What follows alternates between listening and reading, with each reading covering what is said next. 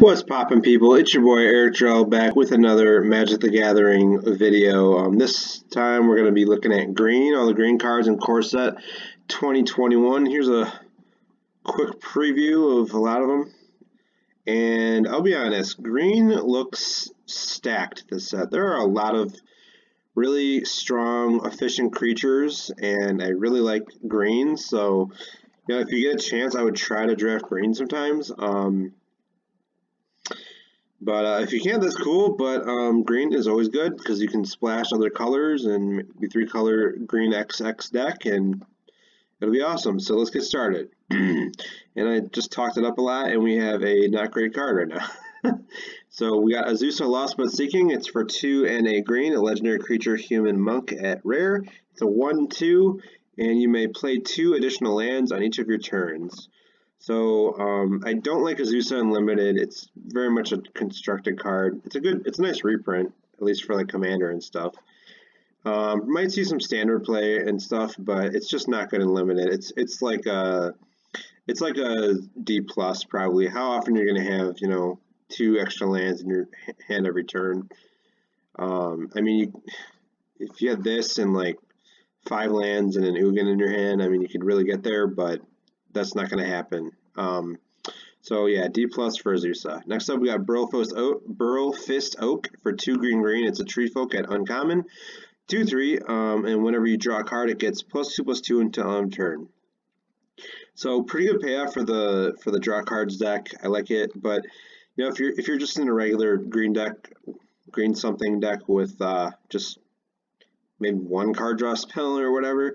It's just fine. It'll be a 2/4 or 4/5 on your turn, which is good. Not as good on defense, but if you can draw cards, you can really get them. So I do like this card. I think it's a B-. Not bad. Next up, we got Canopy Stalker for 3 and a green. It's a cat at uncommon. It's a 4/2. Canopy Stalker must be blocked if able. And when Canopy Stalker dies, you gain 1 life for each creature that died this turn.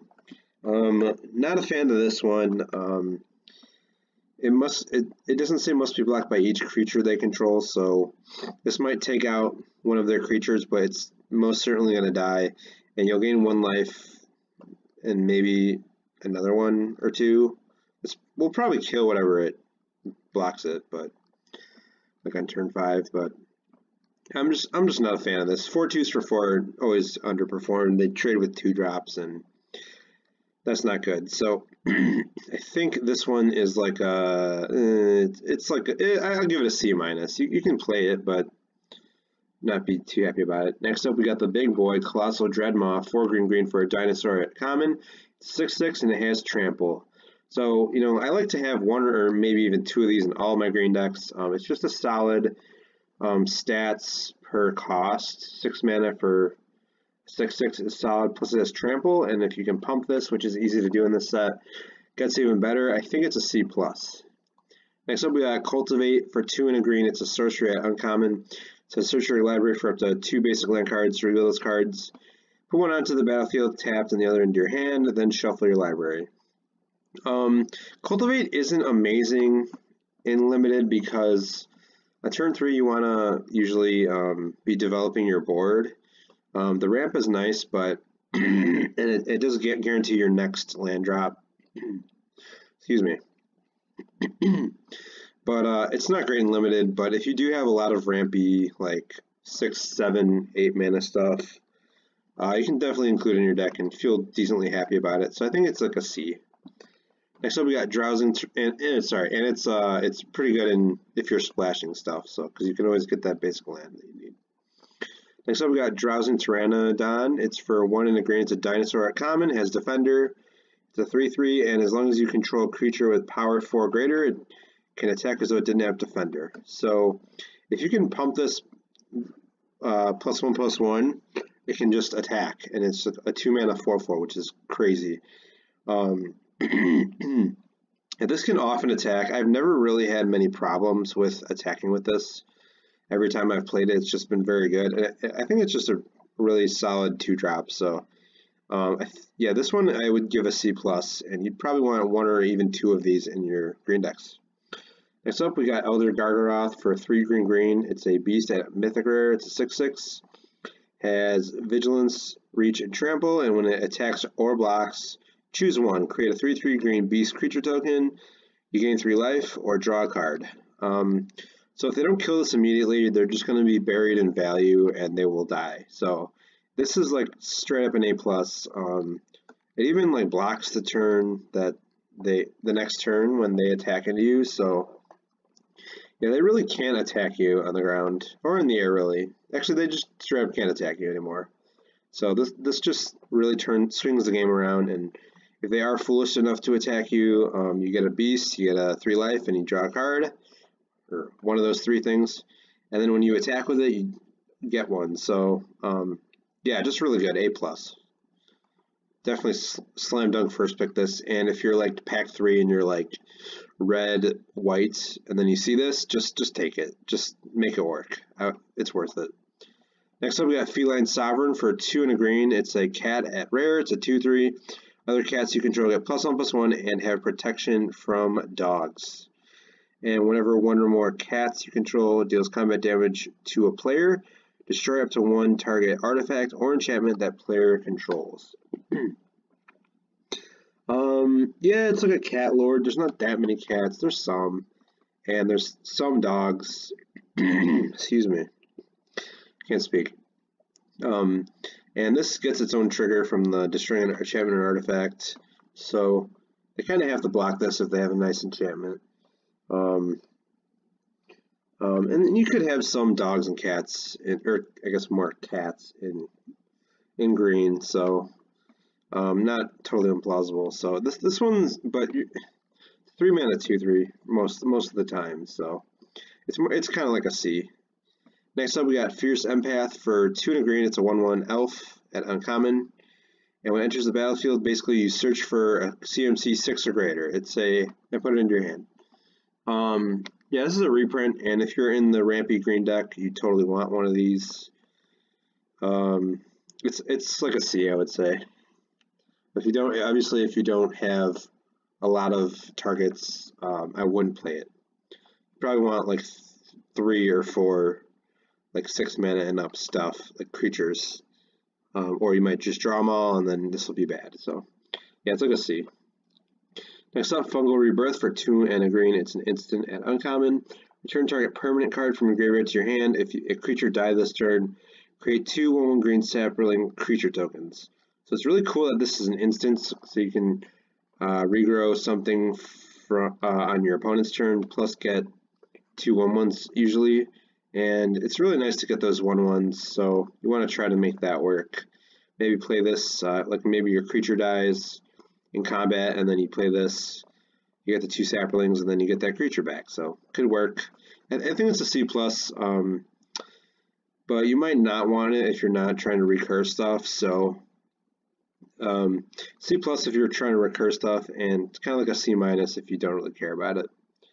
Next up, we got Garretts Unleashed for 2 green green. It's a legendary planeswalker. Garretts at Mythic Rare. Has 4 starting loyalty. +1 up to 1 target creature gets +3/+3 and gains trample till end of turn. -2, create a 3/3 beast creature, 3/3 green beast creature token. Then if an opponent controls more creatures than you, put a loyalty counter on Garretts Unleashed. And then -7, you get an emblem with at the beginning of your end step, you may search your library for a creature card, put it out to the battlefield, then shuffle your library. So with this one, you'd probably want to like tick down and then just keep ticking up from there. It's pretty good when you're behind because it just makes a beast every turn, especially if they have more creatures than you, then you get more beasts. But you're in green, so you'll likely have the same amount or more. +3/+3 is nice, and with trample. It's just a really good card. I would first pick this. It's like I'd give it an A.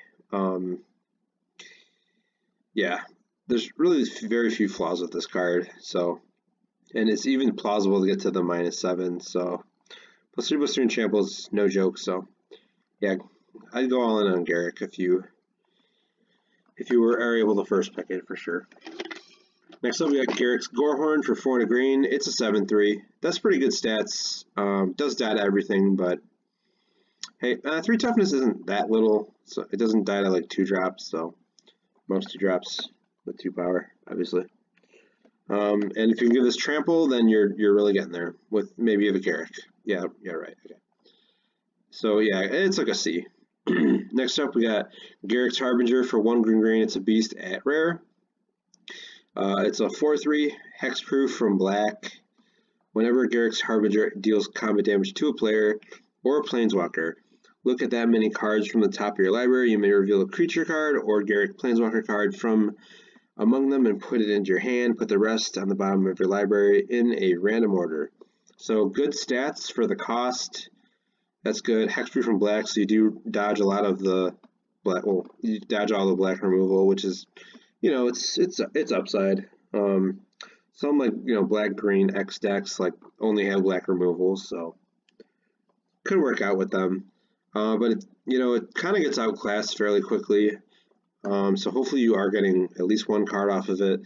But it slams in. It's got 4 power for 3 mana, so that's good for all your 4 power greater payoffs. Yeah, I'd be happy to first pick this one. It's like a B, I would give it. Next up, we got Garretts Uprising for 2 and a green. It's an enchantment, an uncommon. When Garretts Uprising enters the battlefield, if you control a creature with power 4 or greater, draw a card. Creatures you control have trample, and whenever a creature with power 4 or greater enters the battlefield under your control, draw a card. So obviously you want to have big creatures. Hopefully you have like 4, 5, or 6 of them. A fair amount of 4 power stuff, or maybe just 1/1 counter synergies. You do want to draw a card off of this, but getting trample is nice for all your creatures. They just have to block everything. And then if you have like that Dilophosaur, ornery Dilophosaur, which we'll get to, yeah, giving that trample is cool because it has Death Touch. And I actually won a game of Limited because my opponent didn't know the interaction with Death Touch and trample, so could get your opponent just with that fringe rule. But it is nice to draw cards with this, so I'd give it like a C+ in your green decks. Next up, we got Gnarled Sage for 3 green. It's a Treefolk Druid at common. It's a 4/4, has reach, and as long as you've drawn 2 or more cards this turn, it gets +0/+2 and has vigilance. So 5 mana 4/4 is okay. And then if you can get the boost, that's not bad on the offense, and it's a good blocker. Yeah, not much to say about it. It's kind of just a C. You're happy to have one or more of these in your green decks. Probably not more than 1. But yeah, it's like a C. So you'll play it. Next up, we got Heroic Intervention for 1 and a green. It's an instant at rare. Permanents you control gain hexproof and indestructible until end of turn. So I don't think there's any like board wipes in this set. I could be wrong. I don't think there are any. But so this would be really good against those, but there's really no board wipes. But saving your creature, this will almost always save your creature unless they sack the creature, or minus. Well, even if they have a targeted like Grasp of Darkness, this saves it. So that's not bad, and you can get in a good attack, you can get in a good block, so it's just solid. I don't know about first picking it, but I mean, you could take it for value because it's worth like $20 or something like that. So I'd probably first pick it for that alone, and plus I need it for commander decks. But on Arena, you can just craft it or whatever. So yeah, this is like it's like a C. It doesn't boost your creatures, but it does save them from pretty much everything. So it's like a C. Next up, we got Hunter's Edge for 3 and a green. It's a sorcery at common. Put a +1/+1 counter on target creature you control, then that creature deals damage equal to its power to target creature you don't control. This is really nice because it's not fight, it's I guess what they call punch, where the damage is one-sided, so your creature gets a little bigger permanently, and then you get to remove something. So you do need a creature, so it's a little situational. It's not that hard to have a decently sized creature to take out whatever they have. Yeah, so this is like a B. I would first pick this in a bad pack. Not a bad common for sure. So I would give a B to Hunter's Edge. You want you know, 1, 2, even maybe 3 of these. So yeah. Next up, we got Invigorating Surge for 2 ingredients an instant. At uncommon, put a 1/1 counter on target creature you control, then double the number of 1/1 counters on that creature. So it's a combat trick with just a regular creature with no counters on it. That gives +2/+2, 2 1/1 counters. So it's nice that the boost is permanent. But if you don't have creatures and you top deck this, you're not very happy. Yeah, this really only goes in the green-white like counters deck, but otherwise it's like a C, maybe even C- in like a regular just green X deck. So I'd give a C to this. Like at times it's good, but at other times it's just really bad. So C-. Next up we got Joel Rael, Moinavuli Recluse. 1 in a green for a legendary creature, human druid at rare. It's a 1/2. Whenever you draw your second card each turn, create a 2/2 green cat creature token. And you can pay 4 green until end of turn. Creatures you control have base power toughness XX, where X is the number of cards in your hand. So no, it doesn't give +X+X. It just makes all your creatures XX, where X is the number of cards in your hand. So take that into account. I actually ran into this once in a draft, or no, it was sealed. They thought they were getting +2/+2, but they really made their 1/1 a 2/2. So it died in combat, and they said oops. So that is an oops. Read your cards, everybody. RTFC, read the full card. So, but otherwise, if you can get 1, maybe 2 cats off of this, you're really doing it. If you can't draw more than 1 card, I really probably wouldn't play this because 2-mana 1/2 just doesn't cut it. So I think, yeah, this one is I guess if you're drawing a lot of cards, it's not a bad ramp of activated abilities. So I give it like a B- in the draw cards blue-green deck, which is cool. But in every other regular deck, it's like a D+. I would give it. You really want to be triggering this at least once. Next up, we got Life Goes On. It's for a green. It's an instant at common. You gain 4 life. If a creature died this turn, you gain 8 life instead. So 8 life sounds great, but again, that's situational. It doesn't ask a lot of you, but this is a card, and you don't want to be spending cards just on gaining life. So, I mean, if you do play this, you really want to get that 8 life. So hold up that green. But I'm not excited to play this. You should basically never play this. This might be the worst green card in the set. So, other than like an unplayable rare here or there. So yeah, this is it's like a D-. I'd hardly ever play it. Next up, we got Landwehr Visionary for 2 and a green. It's a Elf Druid at common. It's 2/2. When it enters the battlefield, draw a card and tap to add a green. Yeah, I really like this card. I'll play as many of these as I get. It's good ramp, and it draws a card for you, which is awesome. 3 mana for a 2/2. It's passable. It's better than a 1/1, which I was first looking at this card, I was like, oh, it's going to be a 1/1, but nope, it's a 2/2. Yeah, it's just Elvish Visionary and Landwehr Elves just stapled together. Yeah, it's just a solid card. I give it a C+. You want kind of as many of these in your green decks as you can fit. Next up, we got Ornery Dilophosaur. 3 and a green for a dinosaur at common. It's a 2/2, has Death Touch, and whenever Ornery Dilophosaur attacks, if you control a creature with power 4 or greater, Ornery Dilophosaur gets +2/+2 until end of turn. So the thing with this one is that if you make it 4/4 on its own, or 4 power on its own, it'll still get the boost when it attacks. So it'll be a 6/6. So that's pretty nice upside. 4 mana for a 2/2 isn't great, but in green and like white, it's easy to pump it. It's easy to get a big creature. This will also often attack for 4 or 6 or something. And if you can give it trample with like Pride Malkin, this other one we'll get to, its Death Touch and Trample is a potent combination. because you only have to assign 1 damage to whatever it blocks, or is blocking it, I should say, when it attacks, and then the rest goes through. So, because you have to assign lethal damage.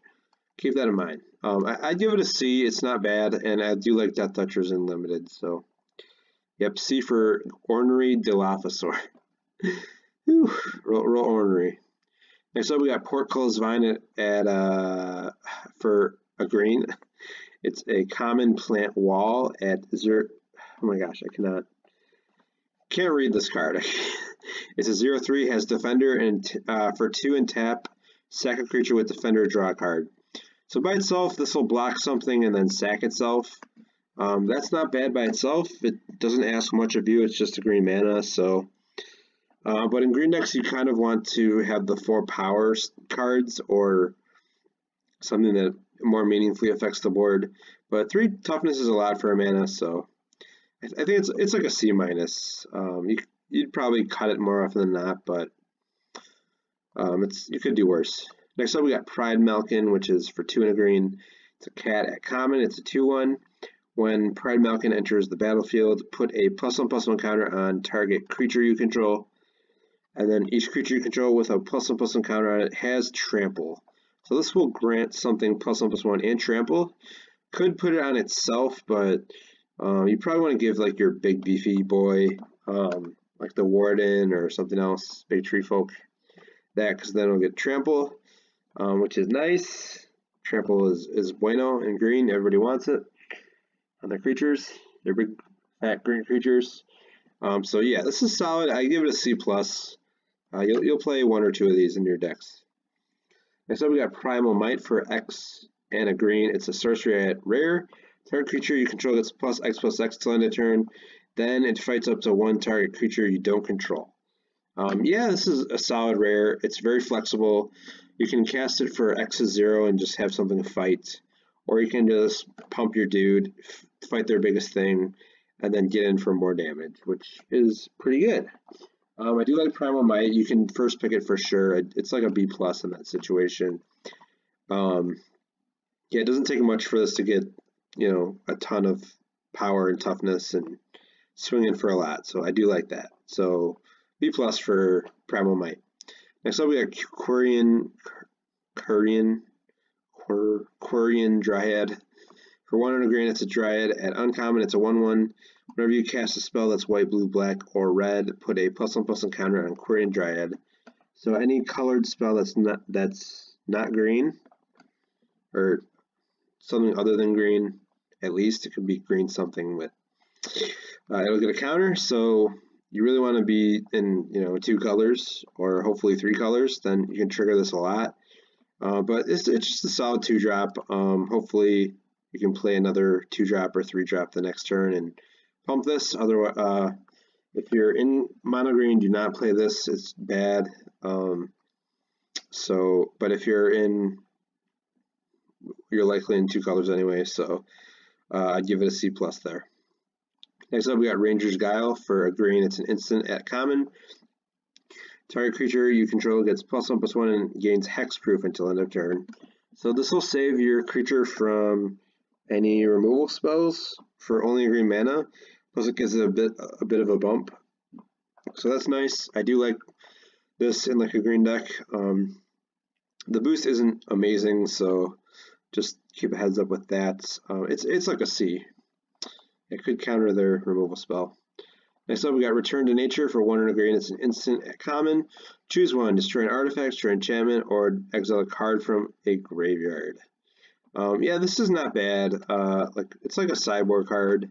If you don't have any like removal, like enchantment or artifact removal besides this, you could play it. I do like to have like at least 1 enchantment or artifact removal card in my limited decks here and there. Sometimes I cut them, but I usually feel bad about it. Yeah, it's like a C-, and the sideboard, it's like a sideboard C usually. Next up, we got Run Afoul for 1 green mana. It's an instant at common. Target opponent sacrifices a creature with flying. So this might be the only way you have to kill their Baneslayer Angel, which, if they have that, you're really happy to have this. It's an instant. But really, you're not going to play many of these, and they could just sack a Sky Scanner or something instead, so then you're in trouble. But side it in against the blue-white Flyers deck for sure. Or if they have a Baneslayer Angel and you have no other way of killing it. Next up, we got Sabertooth Mauler for 3 and a green. It's a cat at common. It's a 3/3. At the beginning of your end step, if a creature died this turn, put a +1/+1 counter on Sabertooth Mauler and untap it. So what you want to do is attack with your 3-drop, have something die, play this, and then end of turn it's a 4/4 for 4. Yeah, this can get pretty big. It only triggers on your turn, on your end steps, so just have a heads up with that.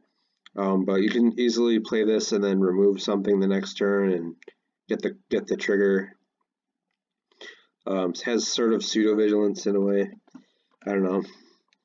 Good in the black-green sack like graveyard deck. Just fine everywhere else. So it's like a C. Next up, we got Symptom of Fruitful Harvest for 2 and a green. It's a legendary enchantment shrine at uncommon. It's the green one. It says at the beginning of your pre-combat main phase, add X mana of any one color, where X is the number of shrines you control. So this will fix your mana, 1 mana each turn, which could be good. 3 mana to get 1 mana every turn.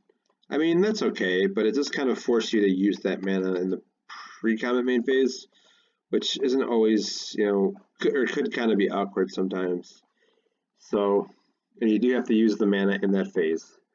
But if you have more shrines, like maybe you're in one other color, you have another shrine, or you're 3-color, and you can play a 3rd shrine, that would be nice. And then you get 3 mana every turn, which is crazy. So, yeah, if you have multiple shrines, it's like a C+, and then if this is your only shrine, it's kind of just like a C.